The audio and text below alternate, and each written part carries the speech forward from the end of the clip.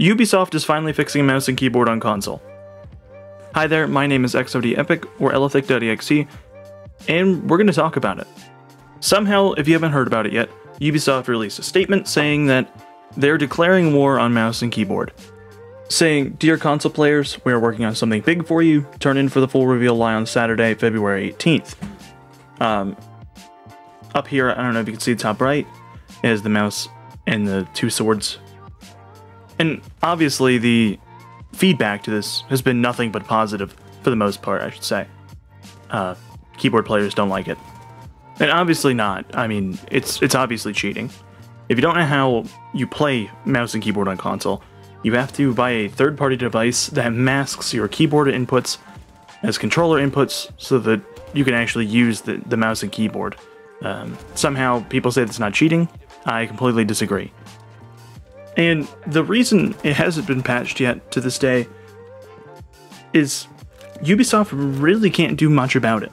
In the fact that Xbox or PlayStation allow ZIMs to be used on their consoles, and since they mask a controller, there's no real way for Ubisoft, or Siege I should say, to detect that they're using a mouse and keyboard over a controller. And you might ask yourself, if they have no control over it or anything, how are they going to patch it? And that's a great question. I'm going to ignore the leaks. I'm going to stick with what we have here as current information. There's a couple of things that they probably could do. First being the most obvious, just allowing keyboard and mouse like natively on the consoles. People will stop using the ZIMs because ZIM has in itself a delay to it. It's not one-to-one like a controller would be. It does have a slight delay behind it where it can throw them off. The easiest way of doing anything about this whole situation, allow native mouse and keyboard support, so people can play with mouse and keyboard on console with no delay and by their own choice. They can, you can just use the mouse and keyboard and that's the end of it. There is no downside to just adding native mouse and keyboard support to console, as it would get rid of people using a third-party device, and everybody has that option to play on a mouse and keyboard. It's the best of both worlds. Mouse and keyboard players don't have to give up their mouse and keyboard. Controller players have that option if they want to use it.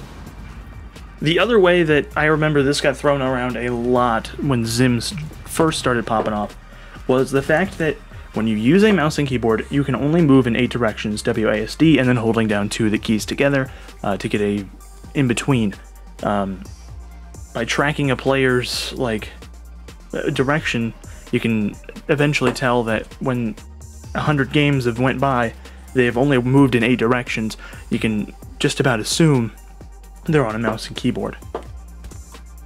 At this point, it's still up in the air of what Ubisoft's actually going to do.